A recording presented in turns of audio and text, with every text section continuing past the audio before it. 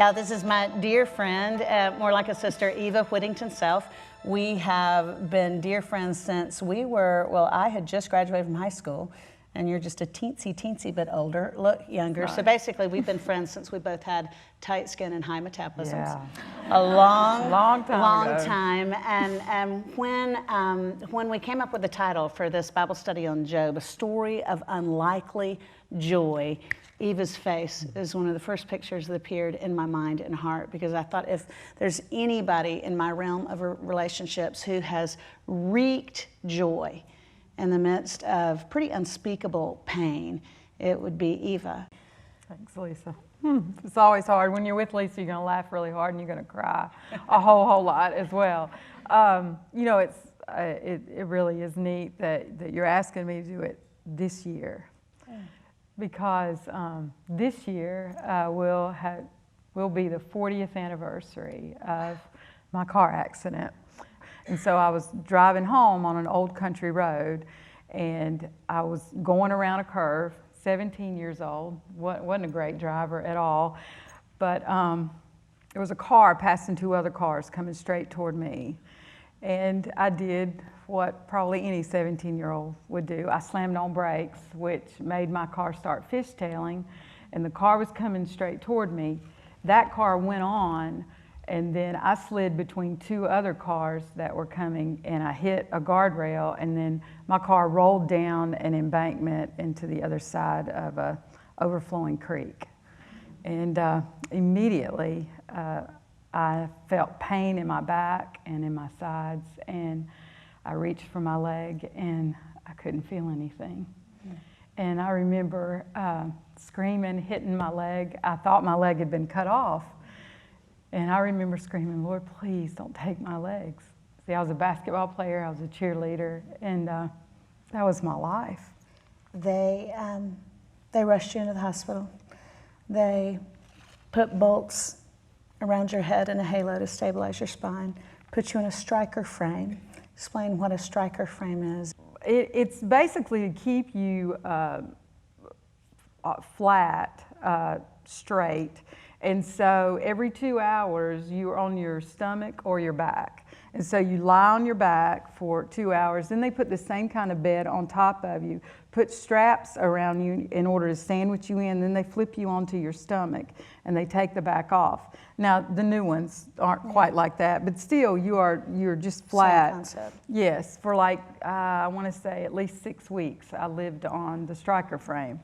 When you tell this next story about Mr. Ed, that's another moment that it just lodged in my heart when I read in the book of Job these three friends who should be comforting their brother, and instead they are so unkind, and they basically say, you brought this on yourself. And at one point in this story, Job says, you miserable comforters, because they've done such a bad job of coming alongside him and comforting him when he's in torment and agony. You had the opposite experience. You had somebody come in who was a marvelous comforter, and his name was Mr. Ed. Yep. Now tell that story.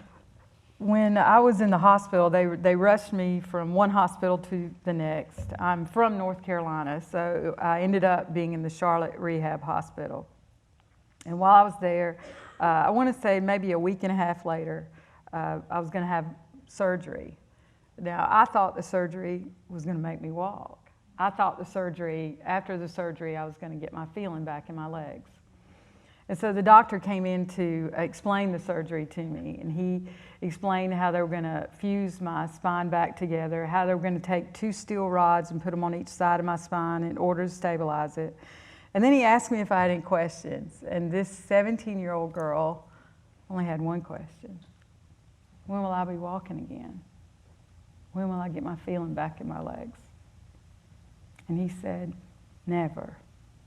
Eva, you will never, ever walk again. And so the doctor walked out of the room, and the nurses came in and they flipped me onto my stomach. And I was just staring at the floor. And I remember just screaming out to God. I just remember crying. and asking why.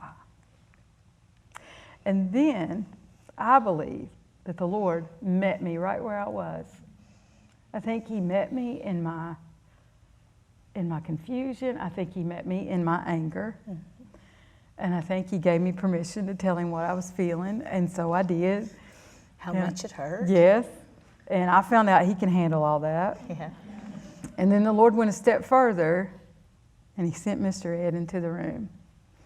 There was a knock at the door, and this man came in. His name is Ed Hall. He's a minister. He wasn't my pastor, but he was my friend. And so he came into the room, and he asked me how I was doing. And I told him what the doctor just told me, that I'd never walk again. And that big man that day, he still had his suit on. And I remember he stretched out on that floor underneath that striker frame. And he reached up and he held my hand and he cried with me. He didn't quote any scripture. He didn't explain any theology. He just hurt with me. And that was what I needed.